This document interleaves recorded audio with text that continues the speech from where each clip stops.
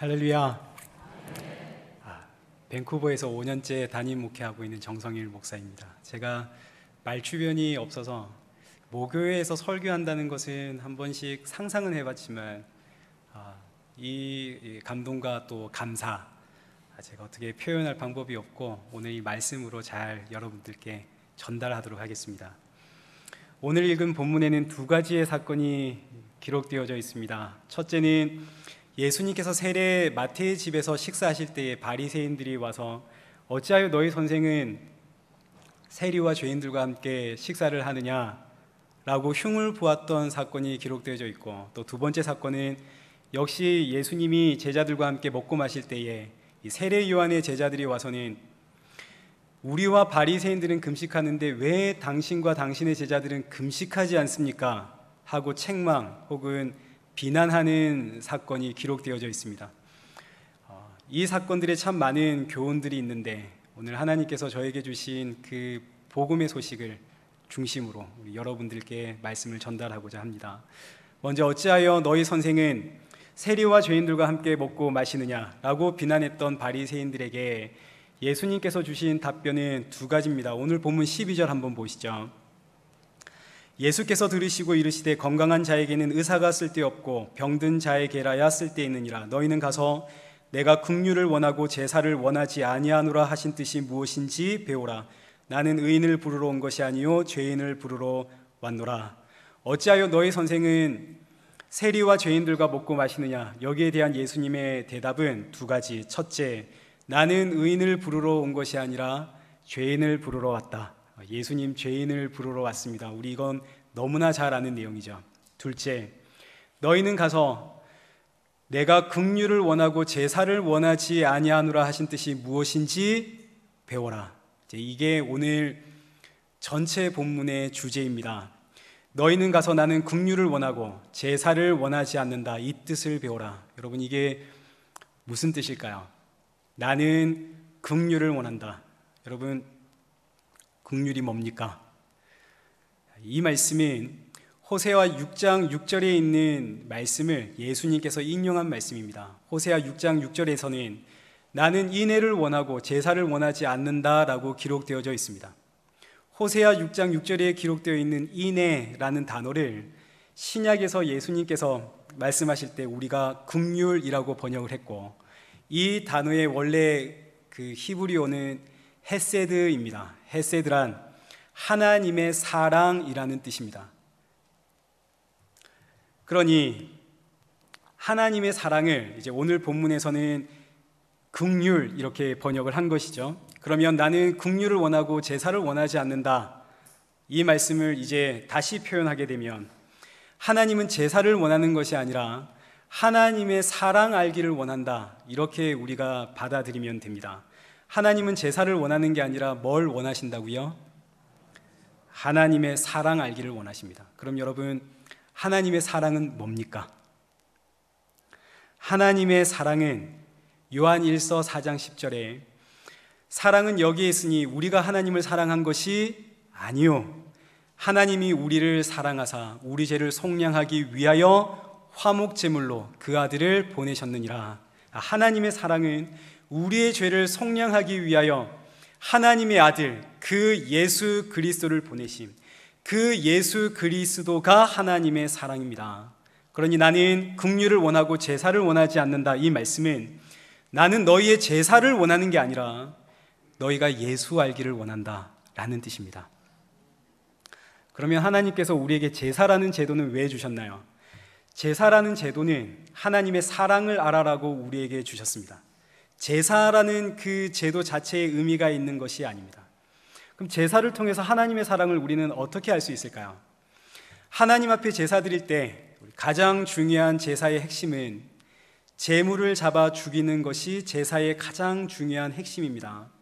하나님께 드리는 제물들, 소나 양이나 비둘기나 염소나 심지어 곡식까지 하나님께 올려드리는 이 모든 제물들을 통칭해서 부를 때 어린 양이라고 합니다. 그러니 제사의 핵심은 어린 양의 죽음, 여기에 있는 거죠. 이때 이 어린 양은 그냥 어린 양이 아니죠. 대제사장이 그 어린 양의 머리 위에 기름을 붓습니다. 그래서 이 양은 기름 부음 받은 어린 양이죠.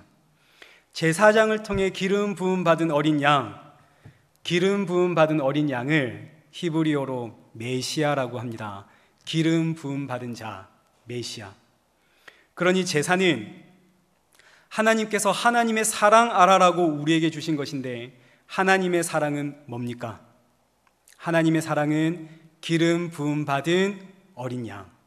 이 어린 양의 죽음으로, 이 메시아의 죽음으로 너희를 내가 구원하겠다. 요한일서 4장 10절 방금 말씀드린 것처럼 사랑은 여기 있으니 우리가 하나님을 사랑한 것이 아니요 하나님이 우리를 사랑하사 우리 죄를 속량하기 위하여 희생 제물로 그 아들을 보내셨습니다. 이거 알아라고 우리에게 제사를 주셨습니다. 그러니 제사를 통해선 저 어린 양의 죽음으로 내가 구원받아야 하는구나, 저 메시아의 죽음으로 내가 구원을 받았구나, 우리 이걸 알아야 하는 것이죠.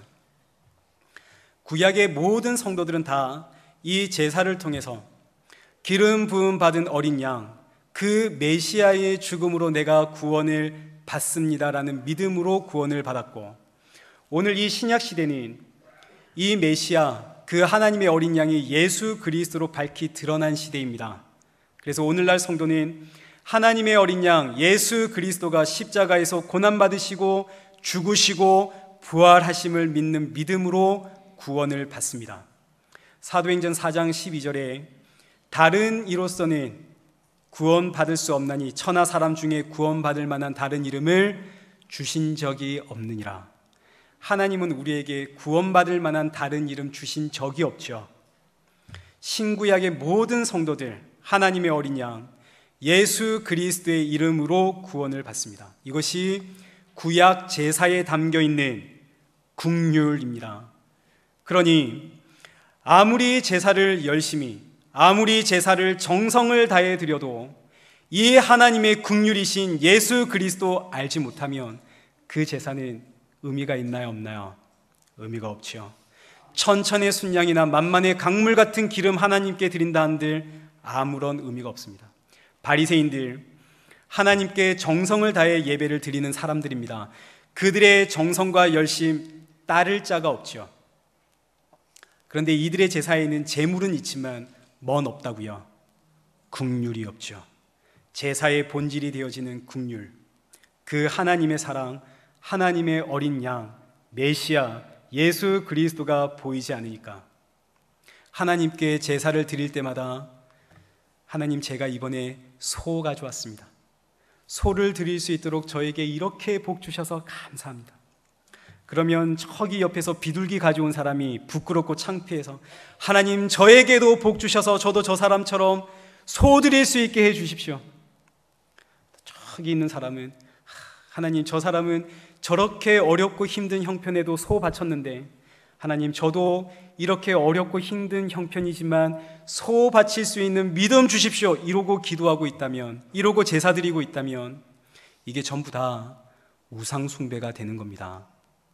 이런 제사들은 결국 뭘 위한 제사인가요? 다 나를 위한 제사죠. 나의 유익과 나의 성공과 내 인생을 위한 제사, 이게 우상 숭배입니다.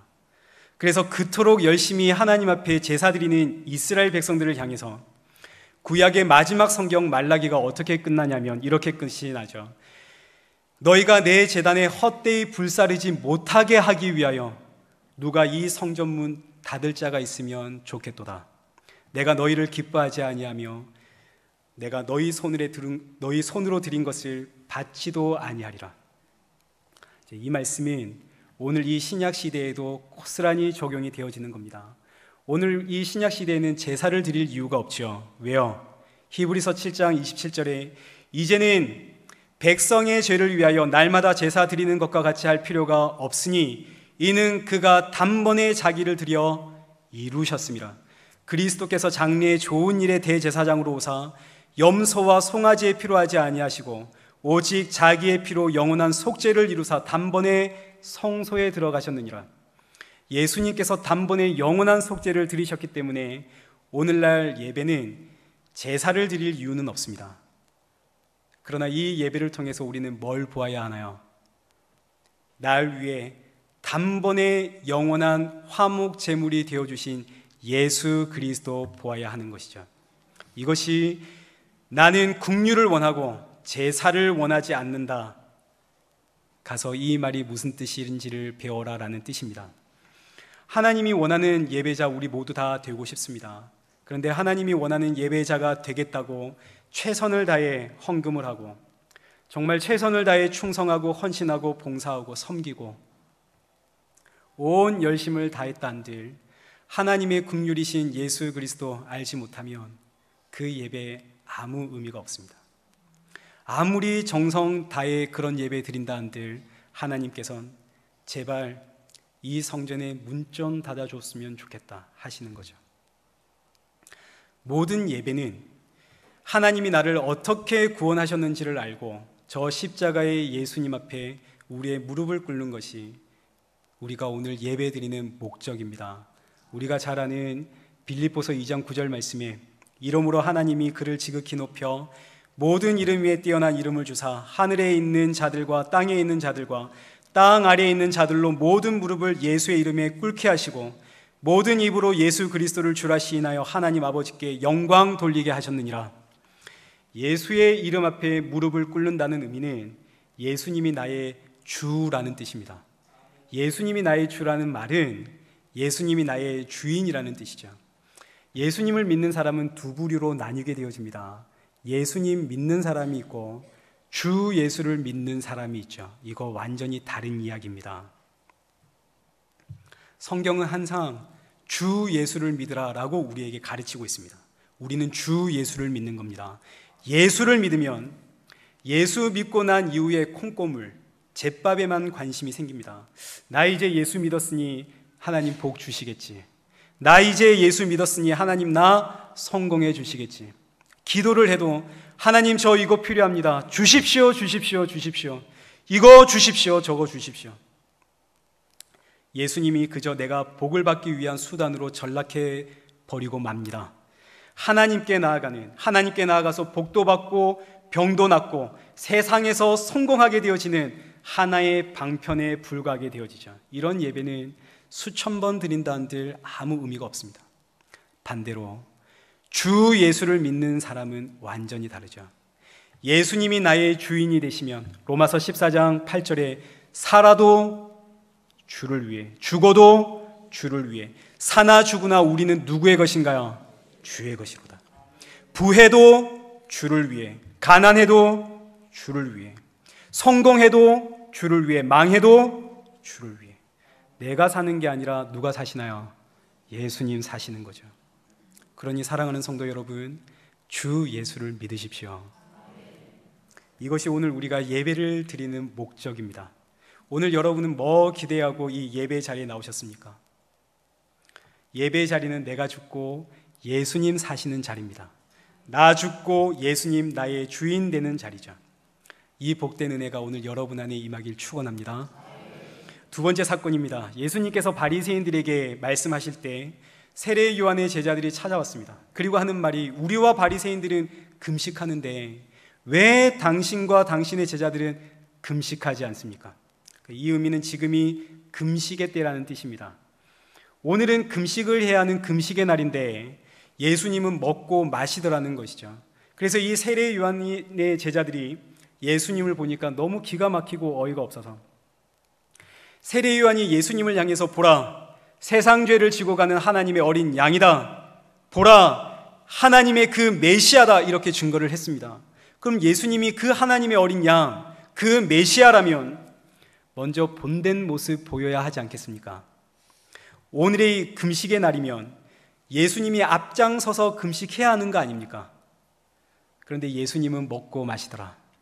그러니 이 세례 요한의 제자들이 정말 기가 차서 아니 예수님, 우리도 금식하고 저 바리새인도 금식하는데 왜 당신의 제자들은 금식하지 않습니까? 그러니 이제 우리가 금식이 무엇인지를 알아야 됩니다. 왜 금식의 날 예수님은 먹고 마시는가? 여러분, 금식이 뭡니까? 율법에는 금식이 1년에 딱 한 번 하도록 명시되어져 있습니다. 7월 10일 대속죄일 날 금식하도록 정해두었습니다. 그러니 금식은 1년에 무조건 한 번입니다. 더 많이 해도 안 되고 적게 해도 안 됩니다. 딱 한 번, 대속죄일 날 금식을 하는 겁니다. 그러니 이스라엘 백성들에게 금식 이러면 뭐가 떠올라야 할까요? 대속죄일이 떠올라야 하겠죠. 대속죄일은 어떤 날인가요? 이 날은 대제사장이 염소 한 마리에게 안수를 하고 그 머리 위에 기름 부음으로 온 이스라엘의 모든 죄를 이 염소에게 다 뒤집어 씌운 이후에 이 염소를 광야로 내쫓아 버리는 날이 대속죄일입니다. 그러니 이 염소는 그냥 염소가 아니죠. 제사장에게 기름 부음 받은 염소요, 이스라엘의 모든 죄를 달리 표현하면 온 세상의 모든 죄를 뒤집어 쓴 하나님의 어린 양입니다. 이 어린 양을 산채로 어떻게 한다고요? 광야로 쫓아내죠. 염소가 광야로 쫓겨나지면 어떻게 되겠습니까?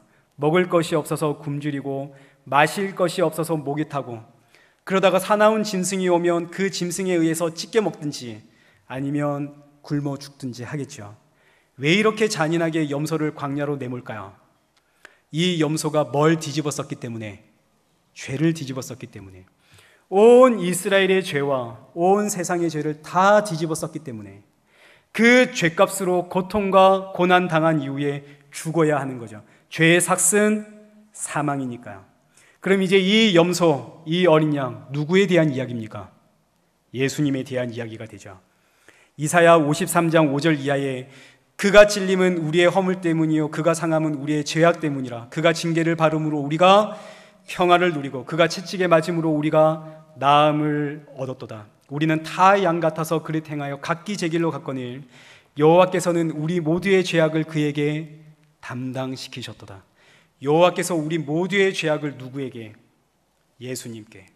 그래서 예수님께서 내가 받아야 할 그 죄의 수치와 그 징계를 대신 받으시고 채찍에 맞으시고 모진 매를 맞고 결국은 십자가에서 죽으시죠. 이 이야기가 대속죄일, 그날 광야로 내어 쫓기는 이 어린 양의 이야기 속에 고스란히 담겨 있습니다.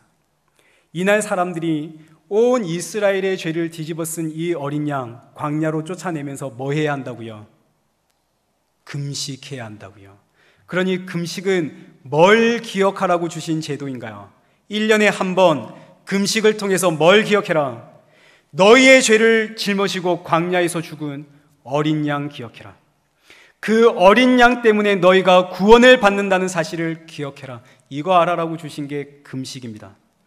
그러니 금식의 날엔 반드시 왜 저 어린 양이 광야에서 죽어야 하는지, 저 어린 양 때문에, 저 메시아 때문에 우리가 구원을 받는구나, 이거 알아야 되는 거죠. 그런데 이 귀한 금식이 이제 남발되어지기 시작을 했습니다. 금식은 1년에 몇 번 해야 한다고요? 한 번. 그런데 구약 성경을 보면 하나님께서 특정한 시기에 이스라엘 백성들에게 금식을 요구하죠. 그 특정한 시기는 이스라엘 백성들이 범죄할 때에, 이스라엘 백성들이 하나님 앞에 큰 악을 지을 때 하나님께서 금식하며 회개해라, 회개하며 금식해라. 금식과 회개는 항상 같이 붙어서 나옵니다. 이게 무슨 뜻일까요? 금식은 뭘 기억하는 도구라고요? 내 죄와 세상의 죄를 지고 가는 그 어린 양, 그 어린 양으로 구원받았다는 사실을 알아라고 주신 게 금식이죠. 그러니 금식하며 회개해라, 이 말은 너는 심판받아 마땅하나 이 어린 양 때문에 구원받는 사실을 알아라. 저는 죽어 마땅한 죄인인데 저 어린 양 때문에 구원을 받는군요. 이게 금식하며 회개하라는 뜻입니다. 그런데 이스라엘 백성들은 1년에 한 번 대속죄일 날 금식을 하고, 하나님께서 이스라엘 백성들이 범죄하였을 때마다 금식을 명하시니까 하나님께 범죄하면 금식해야 되는구나, 금식의 본질은 사라지고 금식이라고 하는 제도만 남아버렸습니다. 오늘날도 금식의 의미가 얼마나 많이 사라졌는지, 우리 금식 왜 하고 있습니까? 무슨 일이 있을 때 금식하나요? 나에게 너무너무 절박한 일이 생길 때 금식하시죠. 내 소원 이루려고 금식을 하죠. 내 뜻 이루어질 때까지 하나님 나 안 먹겠습니다. 이 문제 해결될 때까지 하나님 나 안 먹겠습니다. 이건 단식 투쟁입니다. TV에서 한번 보셨죠? 빨간 띠 두르고 이 문제 해결될 때까지 40일 단식하는. 여러분, 신앙은 내 뜻 이루는 건가요? 하나님의 뜻 이루는 건가요? 그렇죠. 저는 어릴 때 금식 종종 했습니다. 살 빼려고. 금식을 하는 거죠. 여러분, 이게 무슨 금식인가요? 금식이라고 하는 것은 내 눈앞에 누가 안 보일 때, 예수님이 안 보일 때, 세상은 점점 커져만 가는데 예수님은 내 안에서 사라질 때, 세상이 너무 사랑스럽고 세상에서 내가 성공할까 못할까 이게 너무 두렵고 사람들의 시선이 무섭고 세상의 크고 작은 일들 때문에 웃고 울고 하고 있다면 우린 그때 금식을 하는 겁니다. 하나님, 지금 제 눈앞에 십자가가 보이지 않습니다. 지금 제 눈앞에 세상이 너무너무 사랑스럽습니다. 내 안에서 죄가 살아서 펄펄 뛰고 있습니다. 나에게 예수님이 전부가 아닙니다. 예수님으로 만족할 수가 없습니다. 이 죄인 살려주옵소서. 이때 우리 금식하는 거죠. 그런데 이 금식의 본질은 사라지고 하나님께 범죄하면 금식해야 하는구나 제도만 남아버렸습니다. 그래서 이스라엘 백성들 하나님 앞에 범죄함으로 바벨론의 포로로 잡혀갔을 때에 이스라엘 백성들이 얼마나 울며 하나님께 금식하며 회개했는지 모릅니다. 그런데 그때 하나님께서 이스라엘 백성들에게 이렇게 말씀을 하시죠. 스가랴 7장 5절에 하나님께서 온 땅의 백성과 제사장들에게 이르라. 너희가 70년 동안 다섯째 달과 일곱째 달에 금식하고 애통하였거니와 그 금식이 나를 위한 것이냐, 나를 위하여 한 것이냐. 하나님을 위해 하는 금식은 뭐라고요? 나와 너를 위해 온 세상의 죄를 짊어지고 광야로 나간 그 어린 양을 기억하는 것. 그 어린 양으로 인해 내가 구원을 받았습니다. 이걸 기억하고 믿는 것이 하나님이 원하는 금식입니다. 그런데 이스라엘 백성들은 그 하나님의 어린 양은 보지 못하고 우리가 범죄했으니 용서해 주십시오. 금식을 하며 자기를 찔러가며 금욕을 하며 절제하며 자신을 채찍질하는 것. 이런 금식은 하나님께서 그거 날 위한 금식 아니다. 그건 널 위한 금식이다. 그건 너의 만족과 너의 위안을 위한 금식이다. 나 이렇게 금식했으니 하나님 용서해 주시겠지. 아닙니다. 이스라엘 백성들 하나님 앞에 금식할 때 진심이었을까요? 아니었을까요? 진심이었겠죠. 하나님 앞에 진심입니다. 정말 자신들의 죄를 자복하면서 쏟아내면서 회개하고 있는 거죠. 정말로 하나님 사랑하고 하나님과의 관계 회복되길 원하고 있습니다. 그러나 이런 회개와 사랑은 다 거짓입니다. 베드로가 예수님 잡히시던 밤, 예수님, 저는 예수님 어딜 가든지 따라가겠습니다. 그랬더니 예수님께서 베드로에게 오늘 밤 닭 울기 전 네가 나를 몇 번 부인하리라? 3번 부인하리라. 그러자 베드로가 자신의 진심을 못 알아주는 예수님 때문에 속이 상해서 아니요, 저는 주를 부인하지 않습니다. 예수님과 함께 죽겠습니다. 그날 밤 베드로 예수님 몇 번 부인하나요? 3번. 저주하고 맹세하며 부인하죠. 우리의 진심은 손바닥 뒤집듯 쉽게 바뀌는 게 우리의 진심입니다. 남녀가 연애할 때는 서로 죽고 못 살죠. 맘 바뀌면 난 너만 평생 사랑할 거야. 제 처가 저에게 그랬습니다. 지금은 꼴배기도 싫다 그러죠. 우리의 진심은 거짓입니다. 언제든지 바뀝니다.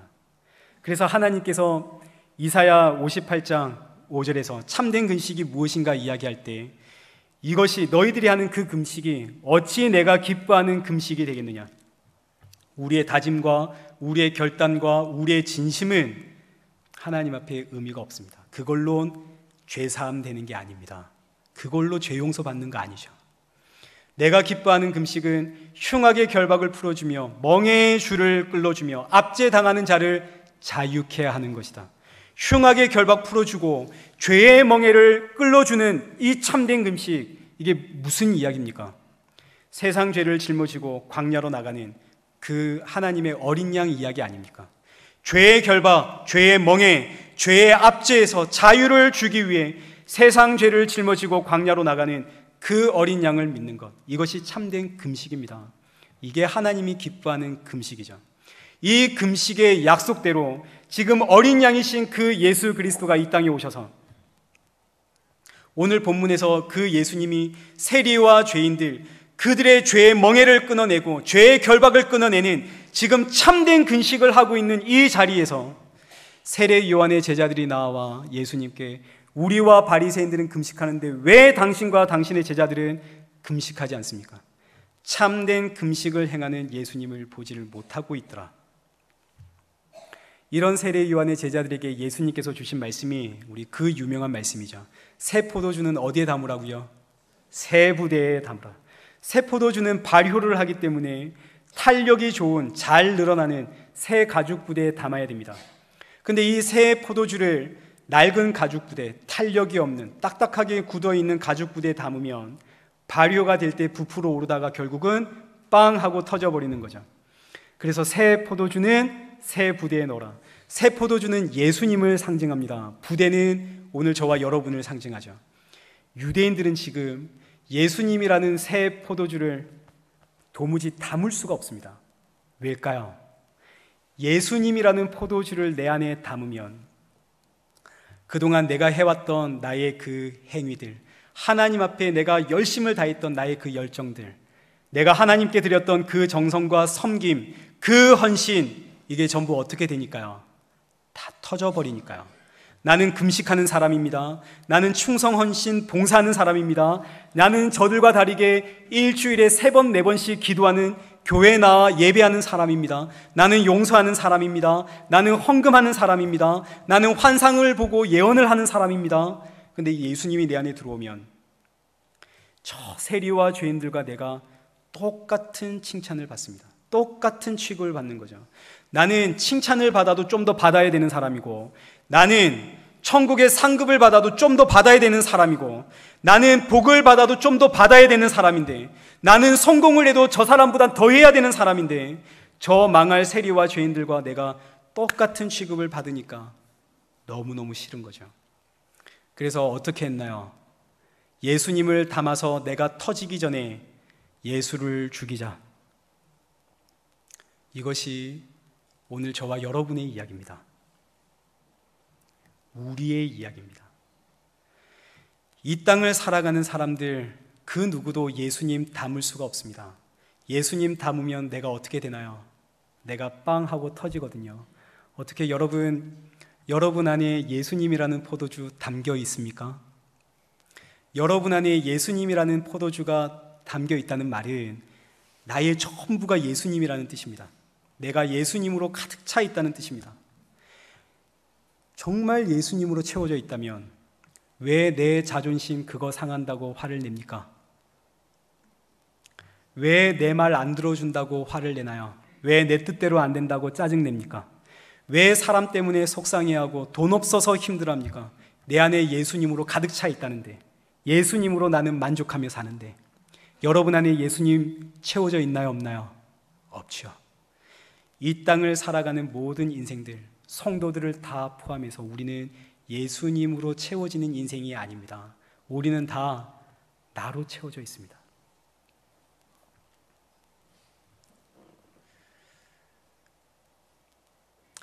예수님이 내 안에 들어오시면 내가 죽고 예수님이 사시는 것인데, 예수님이 내 안에 들어오면 내가 그동안 이 땅에 살면서 두 손에 꽉 움켜쥐고 있던 것들, 이게 다 빵 하고 터져나가니 우린 예수 원하지 않습니다. 예수님 들어오면 우리는 밀어내죠. 여러분 하루 어떻게 사시나요? 예수님과 동행하십니까? 아니죠.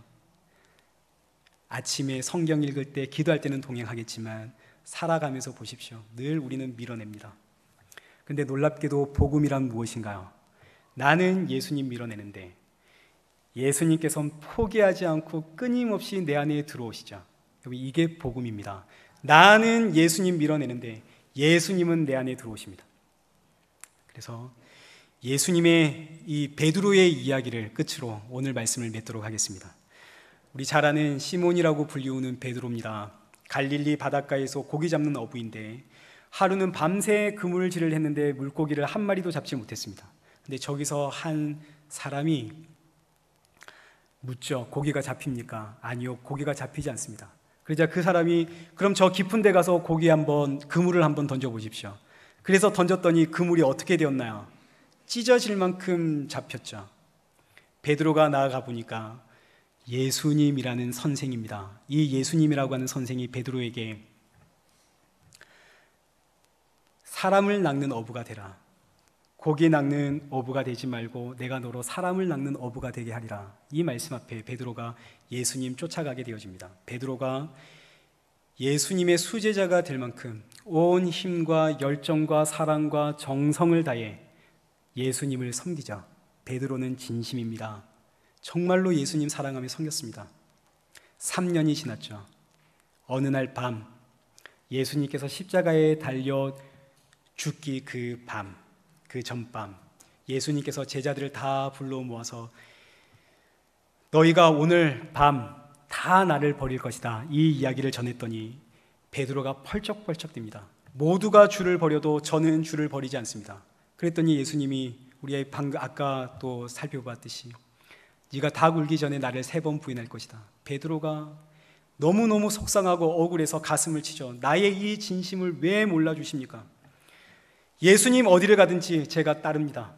죽을지언정 제가 주를 부인하지 않습니다. 이 고백이 입가에 맴돌 때에 예수님 바리새인들에게 잡혀가시고 십자가에 달리죠. 그때 작은 계집아이가 베드로에게 당신도 예수의 제자 아닙니까? 베드로가 펄쩍 뜁니다. 나는 네가 무슨 말을 하는지 도무지 알지는 못하겠다. 근데 이 계집아이가 또 쫓아가서 당신도 예수의 제자 맞잖아요. 베드로가 맹세하며 부인하죠. 나는 그 사람 알지 못하느니라. 이 아이가 또 쫓아와서 묻자 베드로가 맹세하며 부인을 합니다. 나는 그 사람을 도무지 알지 못하느니라. 그때 닭이 울죠. 우리의 진심, 우리의 사랑, 우리의 열정, 우리의 헌신, 이건 다 거짓입니다. 우리는 내 마음도 내가 모르죠. 우리는 내 마음도 내가 컨트롤하지 못합니다. 예수님 사랑합니다라고 말하면서도 우리는 항상 내가 나의 주인입니다. 우린 그런 인생입니다. 그 자리에서 도망간 베드로와 제자들, 예수님이 십자가에 못 박히는 그 현장에 무서워서 가지도 못하고 죽었다는 소식만 전해 듣죠. 그리고 나서는 각자 다 자기 고향으로 흩어지는데 예수님의 수제자 베드로가 나는 갈릴리 해변에 가서 다시 고기를 잡겠다 했더니 몇몇의 제자들이 베드로와 함께 따라가기로 합니다. 베드로가 갈릴리 해변에 도착해서 물고기를 잡죠. 그물을 던지는데 그날 밤에 한 마리도 잡지 못합니다. 날이 셀 때에 저 멀리서 한 사람이 걸어와서 물고기 잡힙니까? 물고기가 잡히지 않습니다. 그럼 저 멀리 깊은데 그물 한 번 던져보십시오. 그물을 던졌더니 어떻게 되었나요? 그물이 찢어질 만큼 물고기가 잡혔죠. 베드로의 머릿속에 누가 생각났을까요? 예수님. 베드로가 급히 달려가지 않습니까? 예수님이 베드로를 맞이하며 베드로에게 묻습니다. 요한의 아들 시몬아, 네가 나를 사랑하느냐? 과거 같으면 예, 제가 주를 사랑합니다 라고 외쳤을 베드로인데 이젠 베드로가 자기를 알죠. 자기가 얼마나 연약한 존재인지, 자기가 얼마나 약한 존재인지 베드로가 너무나 잘 알기에 그 예수님의 물음 앞에 베드로가 이렇게 대답합니다. 내가 주를 사랑하는 줄 주께서 아십니다. 이 무슨 이야기인가요? 예수님, 나는 예수님 사랑하는 줄 알았습니다. 그런데 저는 그런 상황이 오면 또다시 도망갈 인생입니다. 저는 연약합니다. 그런데 이런 저를 주께서 찾아오셨습니다. 내가 주를 사랑한 것이 아니라 주께서 나를 사랑하십니다. 주께서 나를 찾아오셨습니다. 이 이야기가 주께서 아십니다라는 베드로의 고백입니다. 요한일서 4장 10절, 사랑은 여기 있으니 우리가 하나님 사랑한 게 아니요 하나님이 우리를 사랑하사 우리의 죄를 속죄하기 위하여 화목제물로 그 아들을 주셨느니라. 여러분, 예수님 사랑하십니까? 그런데 여러분, 우리가 예수님 사랑하는 거 아닙니다. 우리는 예수님 사랑한다고 하지만 우리는 항상 내가 우선입니다. 내가 편해야 이 세상도 아름다워 보이고 내 문제가 해결되어야 내 이웃의 어려움도 내 눈에 들어오고 우리는 늘 나의 인생, 나의 미래, 나의 성공, 나의 자녀가 항상 우리에겐 우선입니다. 우린 이런 인생입니다. 그런데 놀랍게도 나는 늘 예수 그리스도 없이 살아가는데, 늘 예수님 들어오시면 밀어내는데, 예수님은 항상 언제나 한결같이 마치 베드로를 부르시듯 나를 처음 불러주셨던 그때 그 모습 그대로 나를 떠난 적도 없으시고, 나를 놓은 적도 없으시고, 나를 붙잡고 계시는 거죠. 사랑은 여기 있나니 우리가 주를 사랑한 것이 아니요 주께서 우리를 사랑하셨습니다. 사랑하는 성도 여러분, 이 사실을 잊지 마십시오. 그 어떤 상황과 환경에서도 예수님이 나를 사랑하고 있다는 사실을 알면 여러분, 그러면 된 거 아닙니까? 제가 학창 시절에 이제 심리학 공부를 할 때 교수님이 보여주신 사진입니다. 한 아이가 신나는 놀이동산에서 한 손에는 아이스크림 들고 한 손에는 장난감 들고 너무너무 행복해 보이겠죠. 근데 이 아이가 울고 있습니다. 왜 울고 있을까요? 부모를 잃어버렸거든요. 갈 길을 모르거든요. 그래서 울고 있습니다. 아무리 놀이동산이고 아무리 내 손에 귀한 것 들고 있다 한들 부모님 잃어버리면, 갈 길을 모르면 그게 무슨 행복이겠습니까? 그런데 이 세상이라는 놀이동산에서 양손에 내가 하고 싶은 것 가득 쥐고 이게 행복이라고, 이게 성공이라고, 이게 복이라고 하고 있으면 이거야말로 저주 아닙니까? 이거야말로 재앙이고 이거야말로 심판입니다. 그래서 하나님의 백성들이 양손에 내가 원하는 것 가득 쥐고 이거 놓지 못하고 살아가면 그때마다 우리 주님, 우리를 부르시죠. 너 지금 그 손에 뭐 쥐고 있니? 그 손에 움켜진 거 내려놓고 날 붙잡아라. 근데 여러분, 우리 이거 놓나요? 못 놓나요? 우리 이거 못 놓죠. 그래서 주께서 나를 붙잡고 내가 속한 세상 사정없이 흔들어 놓습니다. 그거 놓으라고.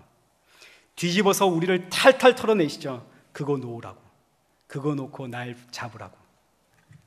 이것이 성도의 고난이고 하나님의 사랑이고 하나님의 은혜입니다. 이 귀하고 복된 은혜 속에서 우리 주 예수 그리스도 다시 오시는 그날까지 감사하며 살아가는 저와 여러분 되시길 축원합니다.